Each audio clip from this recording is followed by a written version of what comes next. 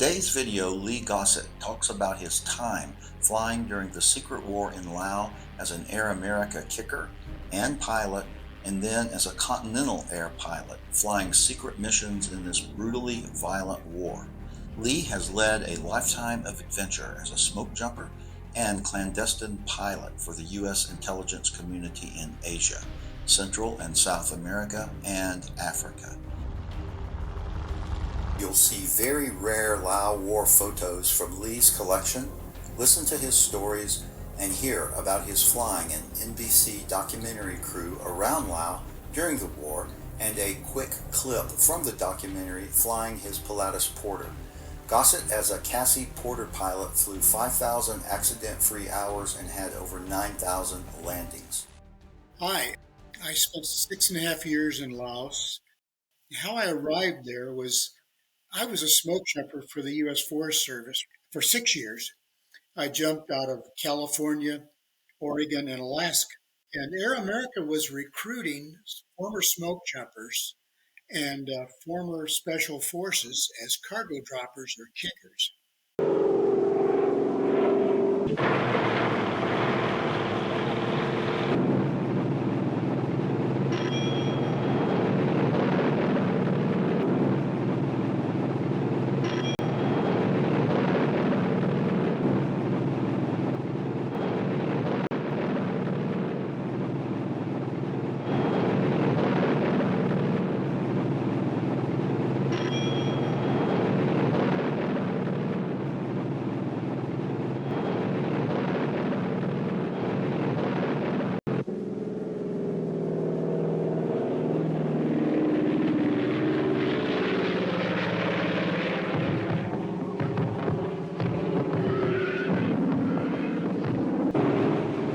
Passes, the plane drops 108 sacks. This amounts to a 10-day supply for the 3 companies of guerrilla troops who hold this outpost and their families. Anyway, I went over there in January 1964 to Vientiane, Laos. Kicked cargo out of transport aircraft. We dropped what we called hard rice and soft rice. Soft rice was real rice. Hard rice was ammo. And we did a lot of paracargo resupply. And we did free-fall rice drops up there. We dropped out of Caribou's C-46 and 123s. I always wanted to be a pilot, and I went over there with 700 hours, commercial and instrument. And after a year, the Air America chief pilot says, Lee, we just have too many more qualified pilots. And I said, well, I'm leaving. I'm going to get some experience, and I'm going to come back.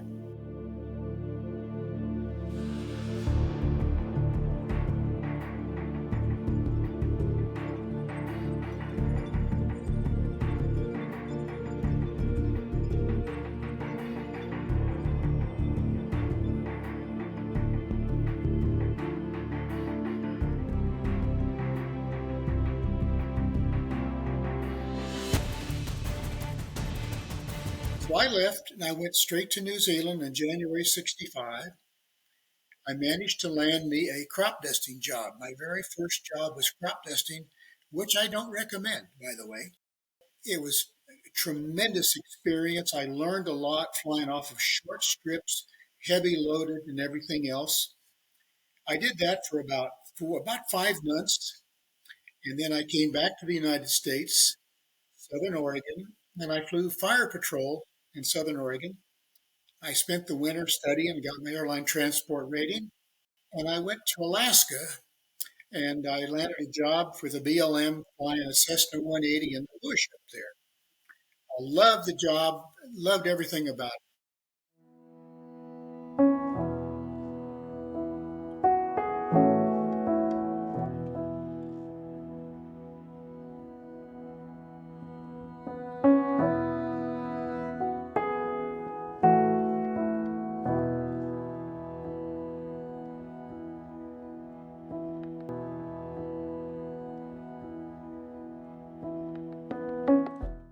Meanwhile, Air America contacted me, and they said, we have a co-pilot job if you want it. And I said, I will be there.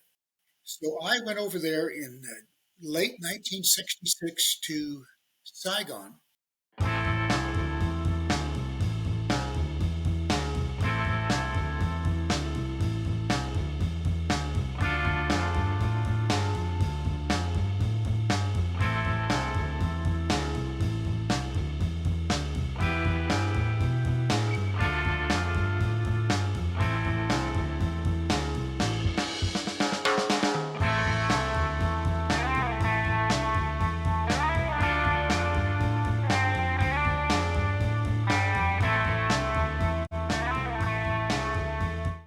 I was a Caribou co-pilot, and I transferred back to Vientiane.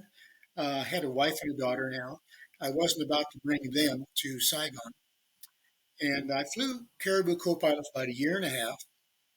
And then I transferred to Continental Air Service. We were a branch of Continental Airlines. And we were doing exactly the same work that Air America was. But we were a little bit smaller operation. We didn't have helicopters like Air America did. But we had transports, C-46s, and we had Pilatus Porters and Beach Barons. And anyway, I was very fortunate because I knew the country and I checked out real quick. It was a very good move on my part. I flew Porters for 4 years, all over Laos, from the very northern up by the Golden Triangle all the way down to near Cambodia.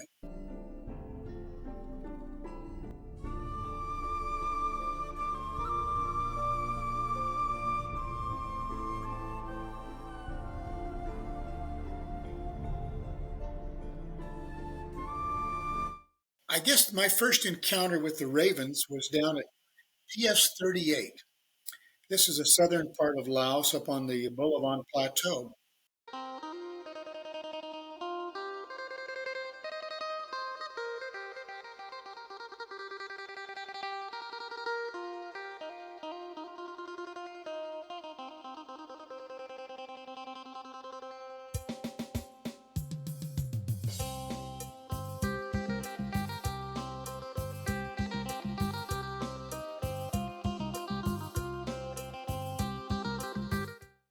We operated out of there quite a bit, and the U.S. Air Force would come in from time to time with Jolly Greens. They staged out of there.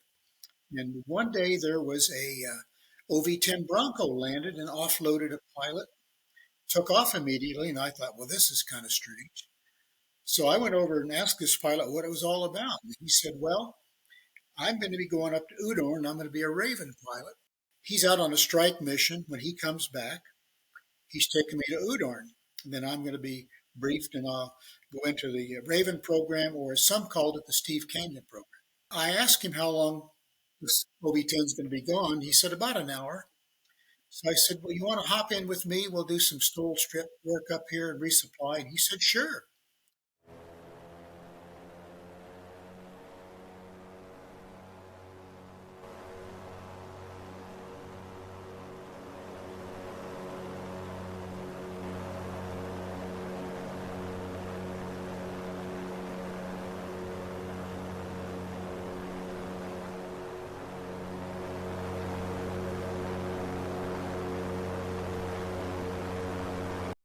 Probably violated every Air Force rule there was, but away we went into all these stole strips up there and supplied the locals and came back.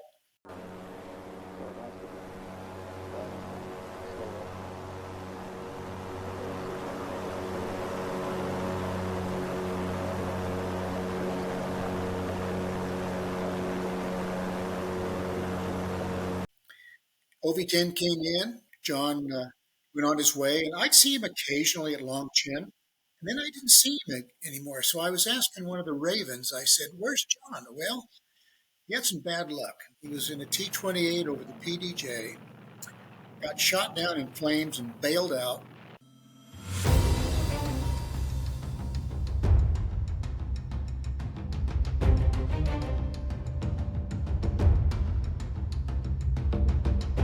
I lost track of John for many years until I read the book about the Ravens, and his name was mentioned. I flew out of Savannakhet quite a bit, and there was a Raven program there. One day, a Raven intel officer came over to our hooch at CIA and says, we just had a report that our Raven was down. This guy's name was Haas McBride. Well, I knew Haas from our social club, Ravens, Continental pilots, CIA personnel. We all gathered at the social club. Well, Haas was a major in rank, always wore bib overalls, had a southern drawl. He was quite a character, really.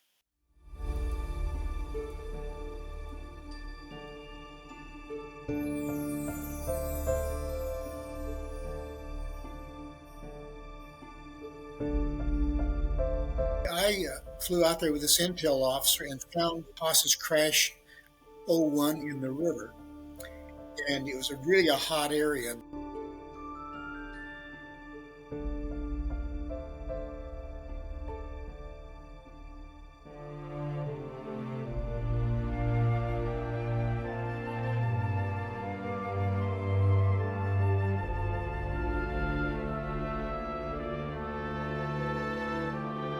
I only made 2 low passes, and it didn't appear there was any survivors. He had a backseater with him. I came back, and they sent a team out there, and they recovered their bodies. But this was my very first case with the Ravens.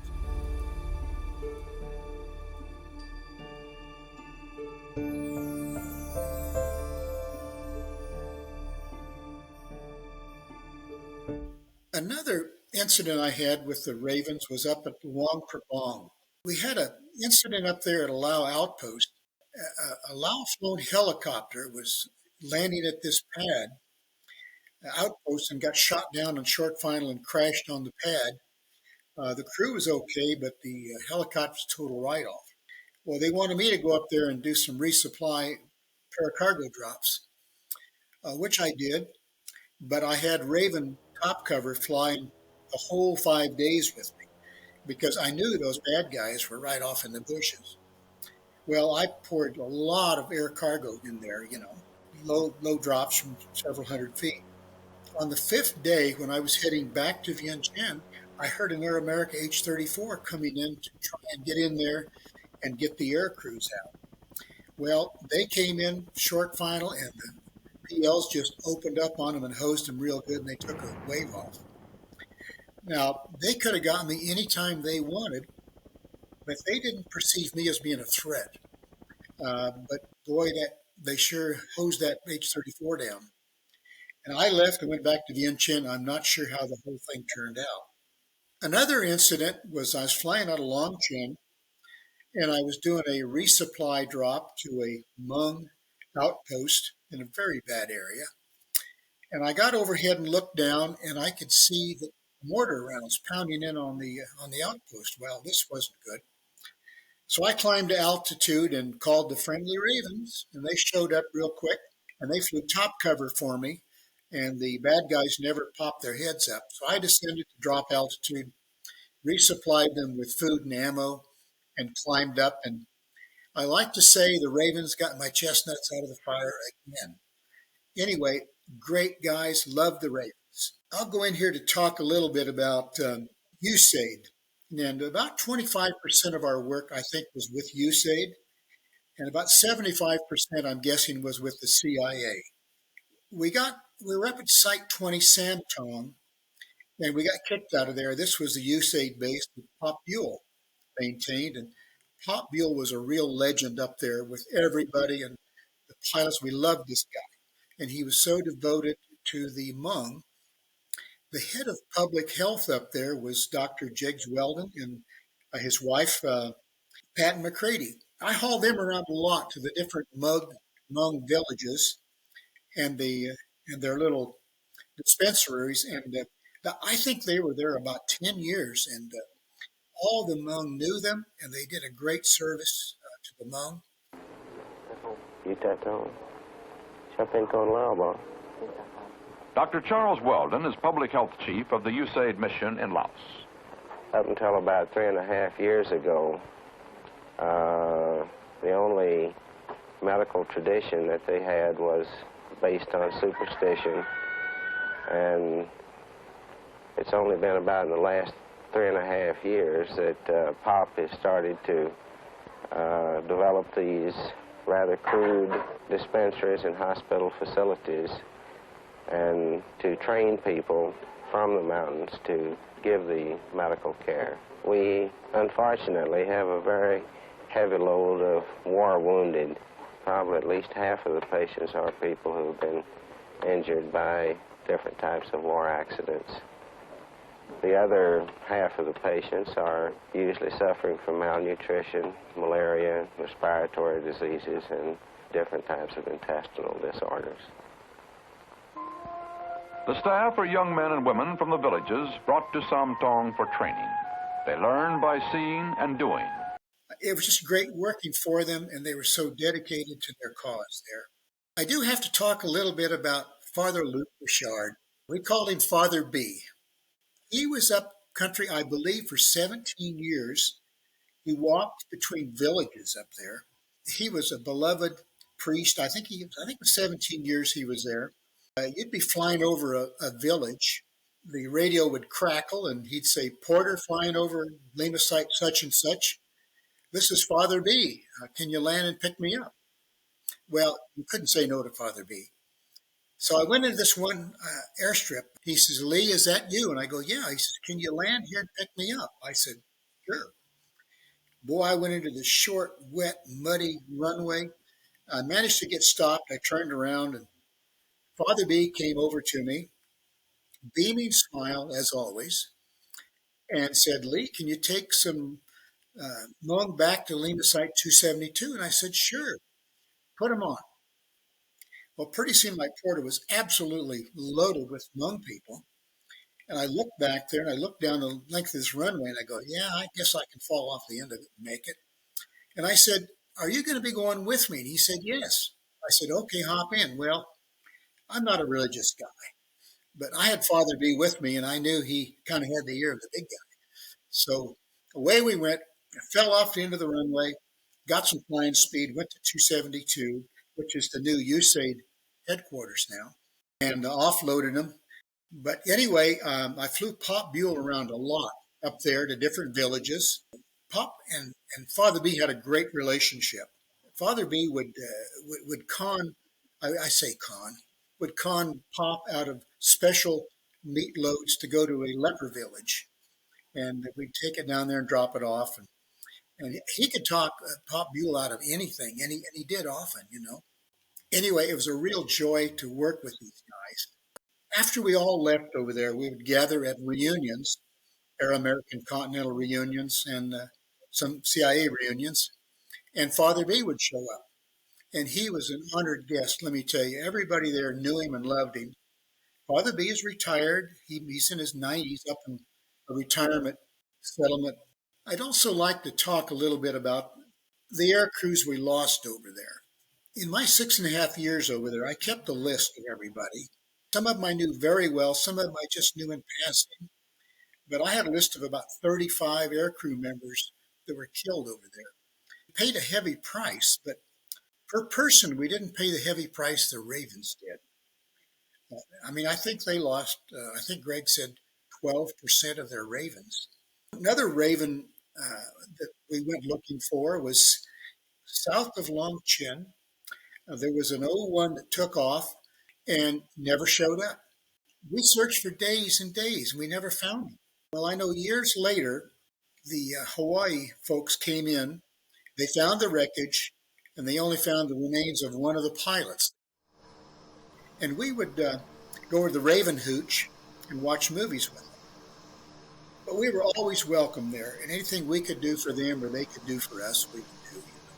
I'd also like to talk a little bit about my friend Jean de Bruin. Jean and I were smoke jumpers in Alaska, and Jean came over in 1963, a few months ahead of me.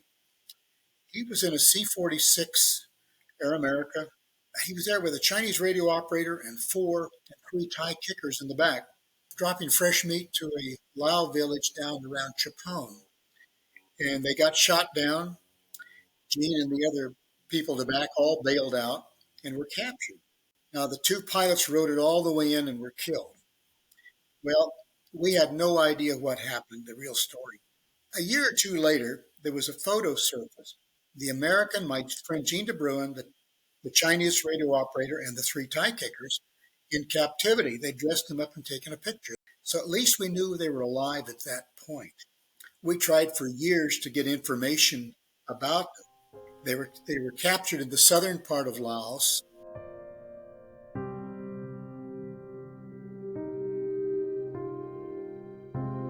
I worked closely with a CIA officer down there, Tom Briggs.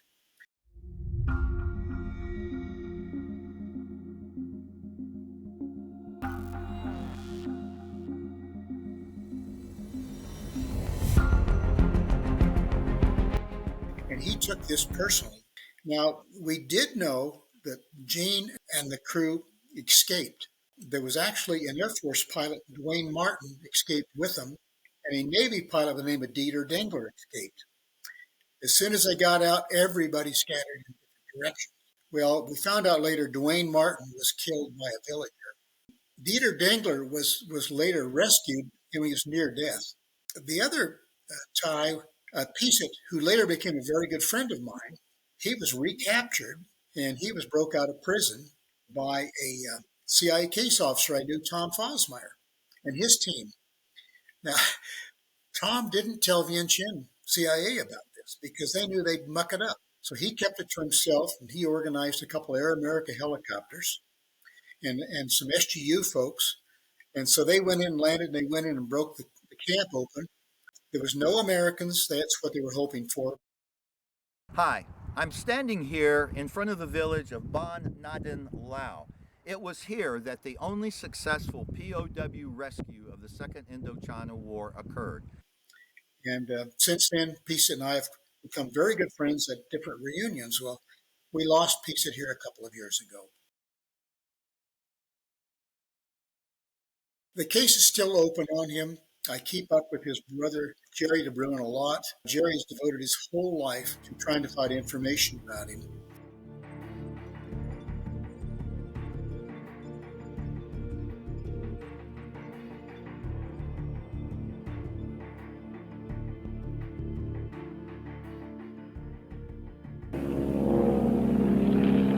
And we all knew him personally and flew with him. He was legendary. Well, I flew him one time.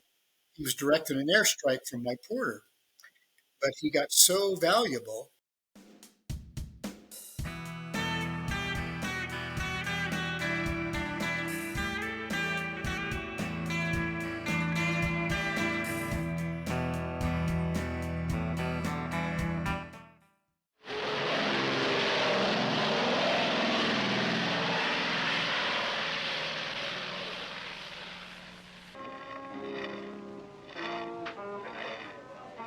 In early 1972, NBC News sent a team to Laos to film a documentary about the war called Chronologue, which was aired in the U.S.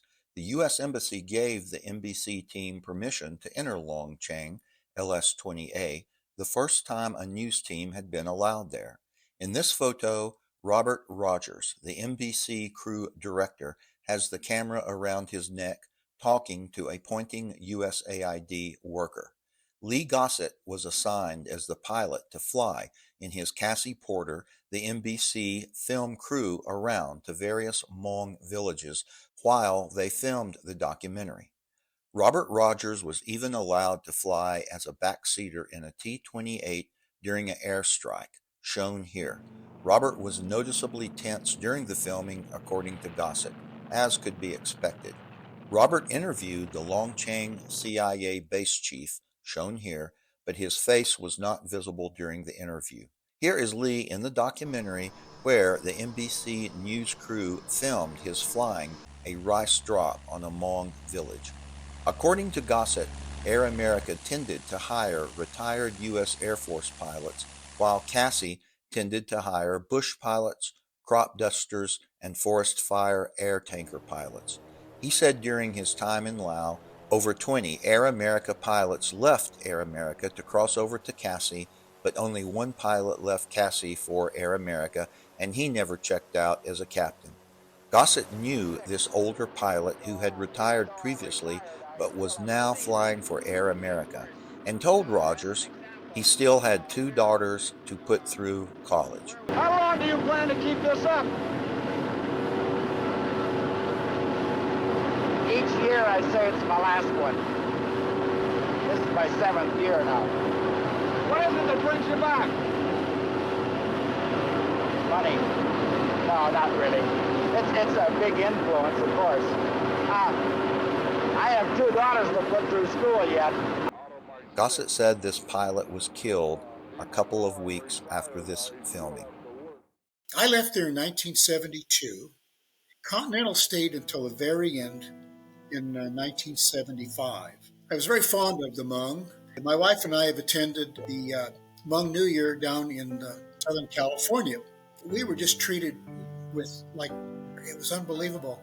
And there's only just a small handful of people of our age that remember us. But these people swam the river to get out of there.